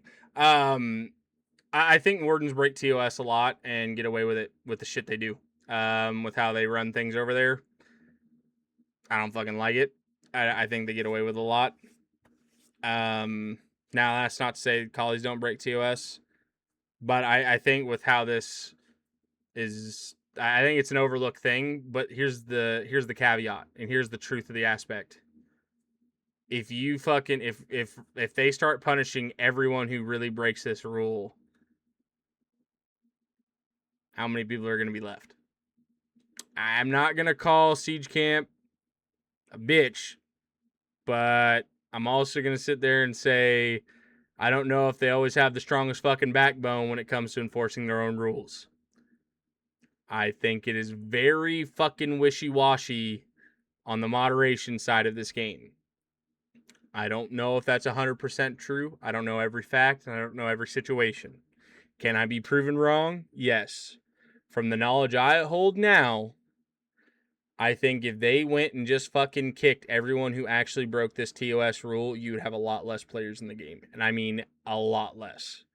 I think the rules are very much enforced when there's outrage of the many, and when there's not, it kind of gets swept under the rug, and that's my personal opinion on it. And I think this is kind of getting to the point where they might have to step in and crack some fucking whips because there's a lot of outrage. But to be honest, if there wasn't a lot of outrage on this stuff and it wasn't really talked about on the Reddit and on the FOD, I think it would have got swept under the rug. And that's my personal opinion on how they do this shit. I don't think it's good for the game because I think if they don't have a solid spine on situations like this, there's going to be the whole, well, you didn't do it there, why are you doing it now kind of thing, and it adds for a wishy-washy thing. And I'm fucking Chiefs game last night. If you want to call flags on every fucking play, fine. Call it the same way for both fucking sides, make it clear lines. When you go wishy-washy on shit and it's very not clear line is where you start getting into real fucking dilemmas and problems, not only for your company, but for your game's player base. Because now, if you don't crack the fucking whip now everyone's going to be able to do this same shit. And if you don't do anything now, we're just going to be like, you didn't do anything to them. This is bullshit. And then we're going to have a real fucking case against you to fight that. And I just don't think it's right if they don't crack the whip on these guys. And I don't think they've done it in past, and I don't think they'll do it now. That's as much as I love Siege Camp, their moderation and kind of their overview on things is where I actually really criticize these guys. I don't think they do a good job at that kind of stuff. That's my opinion. I know that might hurt some feelings, but that's how I really feel about it. I will say this much. I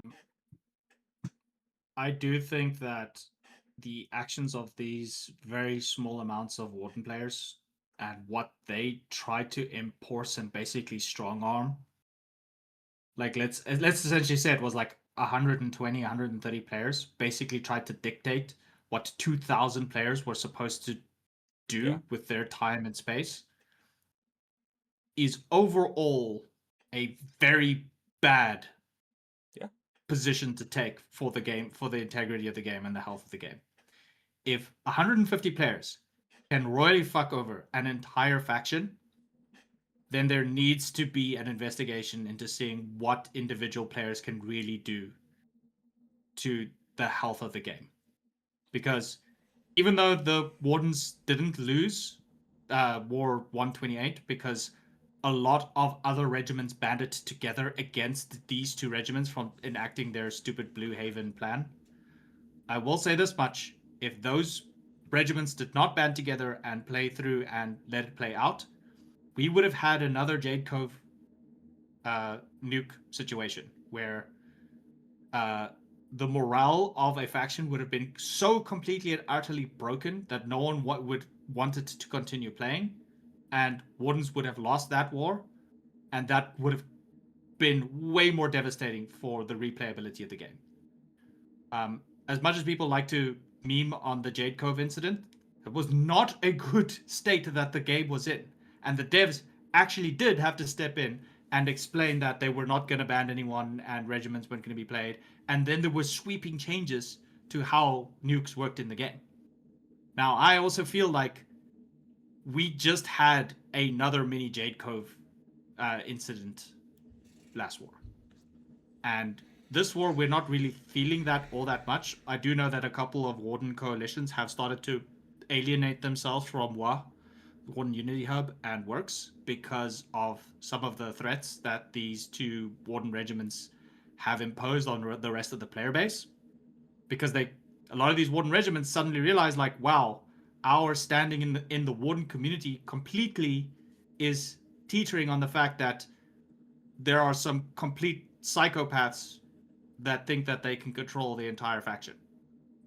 Now, the point that I'm trying to make with this, and this is the discussion that I want to bring in, is besides these guys being toxic, and I hope they get banned and etc. etc. etc. and moderation team does their job. The point I wanted to impose to you is this a sign that players need a bone? Because I feel like that these two warden regiments did this. They completely did this, not completely baselessly. I didn't think they did it just to troll the warden faction or to be toxic. I legitimately think that the game is no longer in a healthy state. And these guys went complete schizo mode, enacted their crazy, hey, let's try and completely delete all the collies off the map because it would be funny, and soft lock the game for everyone else. Is this a state? Is this a case of players went crazy because the devs aren't doing enough? And that's the final point I was trying to make with this is, do you think that these two elite warden regiment players are literally scorch earthing themselves, scorch earthing the entire warden culture, scorch earthing everything because they're fucking bored? That's I guess that's the question that I wanted to toss out there. So what do you think? What do you think about that? I don't think that it's because of boredom, because it's not like they're winning every fucking war and it's like pish posh, right? Like, it's not like this is like Great Britain back when their fucking empire was rolling and they did whatever the fuck they want. This isn't. They lost the biggest fucking war in the game, the bloodiest, the longest. They lost it. Like, and it wasn't even that long ago. Like, they're not winning every single war. To say that they're bored and like they had to go for this, be it a goal or achievement, doesn't make sense to me. That's, I would blame that on boredom. I feel like that's completely, I don't know. I don't think they correlate. Do I think the game's in a good state? No. I think, again, lack of content and lack of fun things in the game are. Does it feel like the same fucking war as it did a while ago? Fuck yeah, it does, because there's nothing fucking new in the war, and there's no new map, there's no new nothing. It's been the same fucking war going on for how God knows how long. There's not a lot of new shit. Even with the builder update, like, let's be honest, it was kind of fucking packed in and we already knew what the fuck we got when at the end of that fucking war. Like, it's not like we're not really getting a lot of new stuff. Now, I agree that it's going to get fixed in Airborne, but I don't think it correlates. I think what they did was a power move. I think that's them stroking their own shit. And that's my opinion. There's no fucking reason. Like, to sit there and be like, yo, we need to wipe every fucking thing off the map of them. It's like, bro, be happy you won the fucking war. Like, what? No, what? That, I don't know. That's, again, they're taking what the game is good at and they're trying to make it like a total domination thing, and it's a power move. Like, it's an ego thing. That's not a, I don't know. That's, I do think they were trying to gloat win. I do agree that I think that they were definitely trying to gloat win. But I guess I've really been thinking about what look. I like to hear the both ends of the coin. I know that they broke terms of service. They did horribly wrong things like using alts to destroy friendly towns and shit like that. That I hope everyone who's involved with that gets their ass banned from the game and they never come back. But at what point do we have to like take a step back and say that maybe this is just a cry for will the game survive long enough that Airborne will fix it? And that's the main talking point that I'm worried with. Like, no. If Wardens get to the point right now where they need to win, they want to win faster because the game is already completely like lopsided for them in terms of game balance. Let's say for as an example, that they need to do shit like this. At what point should the devs step in and do something? Like, add in more Vix, change the game mode, change the map layout, add in a bulwark in the middle of the map, like you said, make the maps naval only, because clearly that's a problem that's stemming from all of this. Because I do think that if we were in airborne right now and we had access to bombers, fighters, scout planes, dive bombers, blah blah blah blah blah, I don't think those two regiments would have done what they did. No, I really don't think. I really don't think they would have tried to quote unquote go and kill all the collie spawn points off the map. I don't think so. I think this is a result of the game is set for airplanes to be buzzing around us, and we don't have the bees. I definitely hear what you're saying. Um,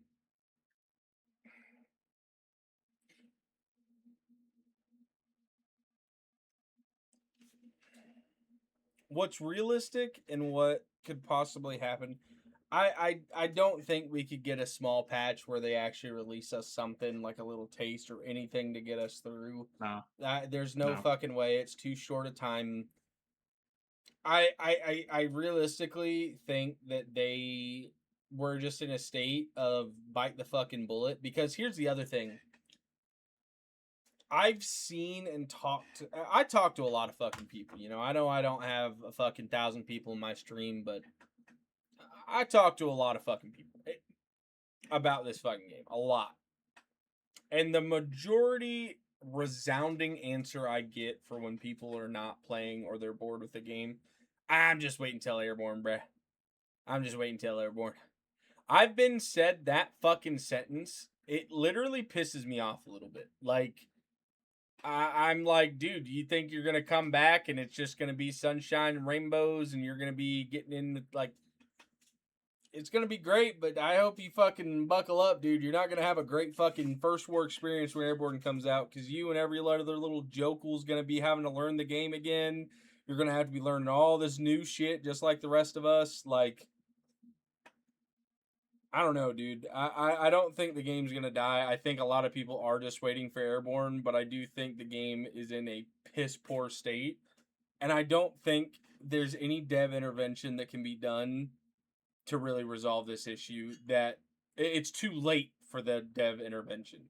I think if they wanted to do that when they dropped their delay, they should have like had a contingency plan, or when they dropped their first Airborne release date for summer of 2025, they should have had a contingency plan for an update for us to keep us well fed until they can get the job done. I really, I'm going to say it again. I think the worst mistake they did was releasing Airborne with that big ass update, because that's what everyone's been focusing on ever since that point.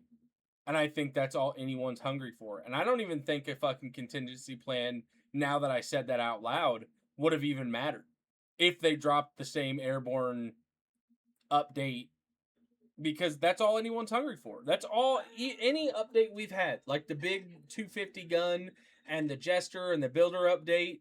When they dropped that Airborne's coming in there, no one gave a fuck about that update. Everyone cared about Airborne. Obviously, I cared about it, but I'm a weirdo. I like building. But point being, that's all everyone's eyes is on. Everyone's waiting for that moment. Everyone's hoping that, and I hope they deliver, because I don't even think it would matter. I think that now that they've released that Airborne's coming out, I don't even think a new tank right now would solve it.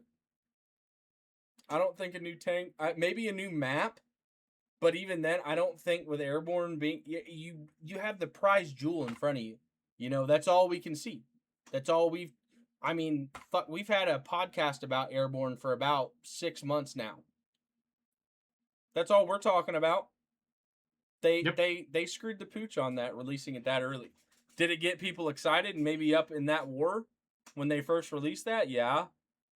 But when they delivered that they're going to be late, and then they dropped it a month later that it's going to go in January. Fuck that. Now they have a time limit to come back. Fuck that. Arc Raiders is out.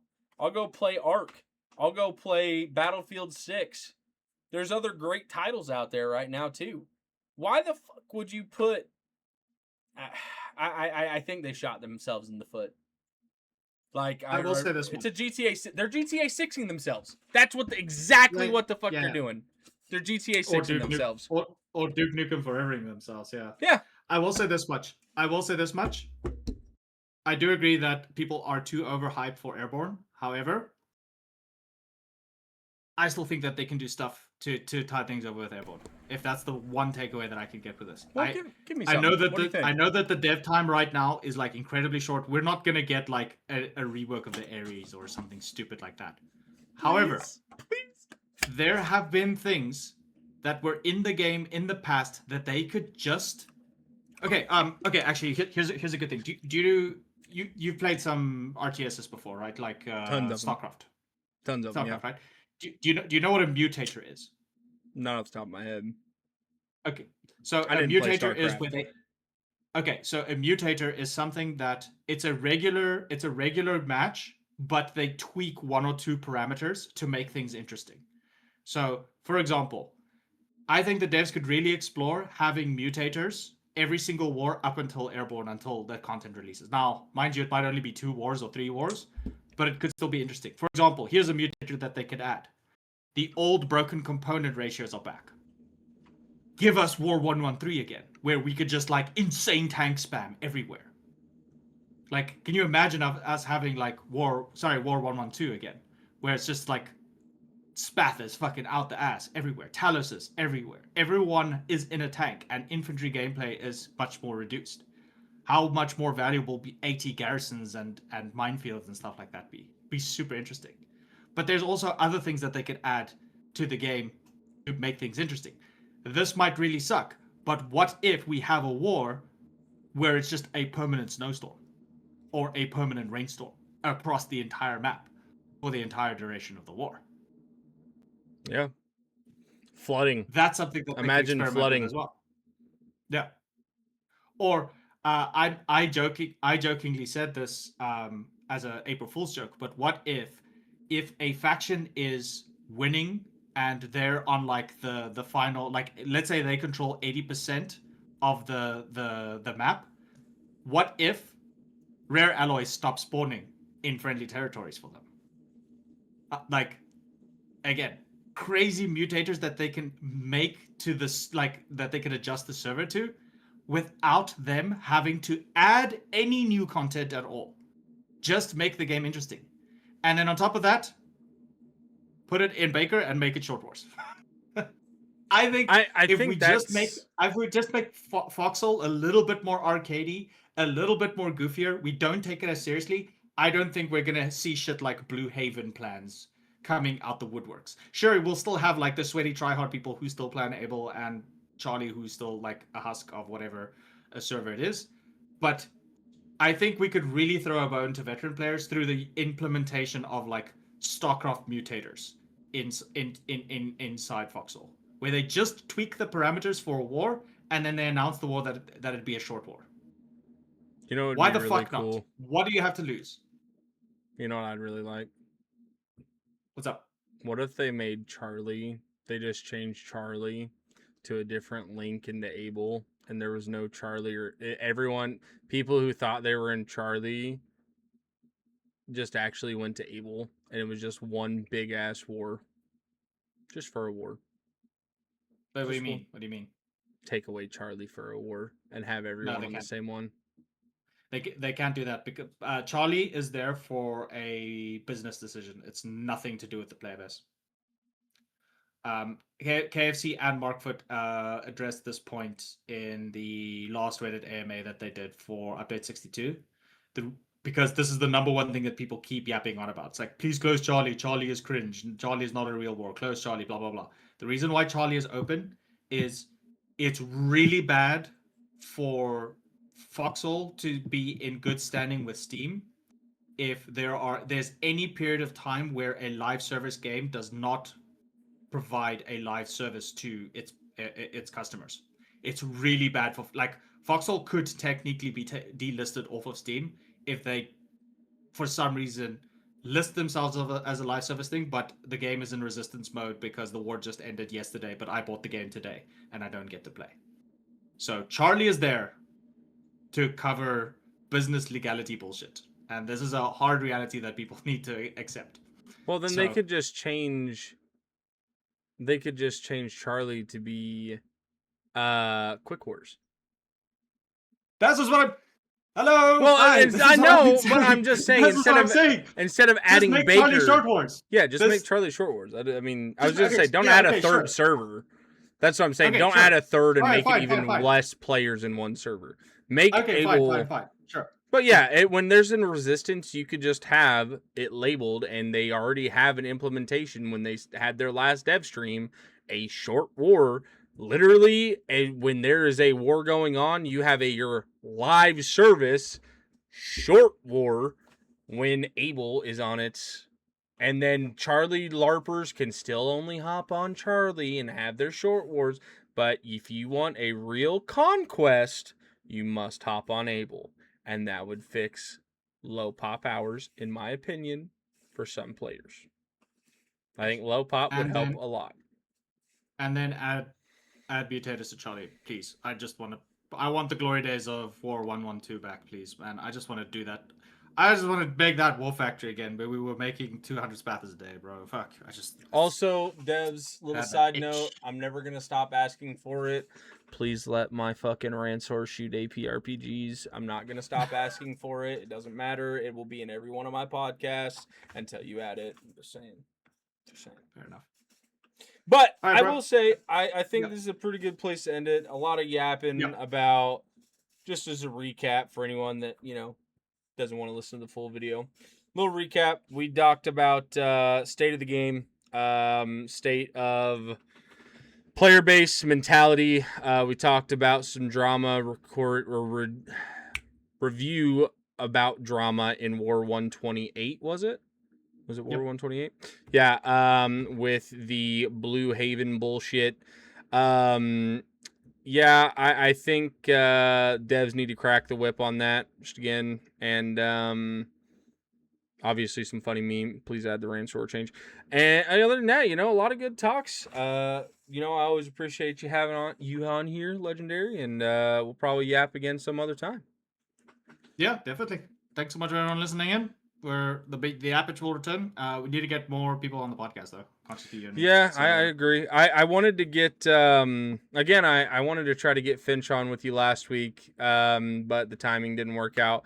But I do think J Ray. I talked to him. He might be our next guy. We might have to swap days from Friday to Saturday because he does do wrestling. But we might have to pop a day here or there. But as long as it's a weekly thing, we'll figure it out. We also need to get Bobbert, dude. Not Robert, but we need to get Bobbert. I don't know if you know about the Bobbert meme. I do need to get Bobbert. I don't know Bobbert yet, but that'd be cool. So it's Robert, but he doesn't love games. He hates everything. We need to get Bobbert on here. So reach out to Bobbert. Oh man, I'd love to talk to that guy. That'd be awesome. Yeah. All right, guys. Well, we're gonna end it here. Thank you guys for coming in, and we'll catch you guys next time. Peace.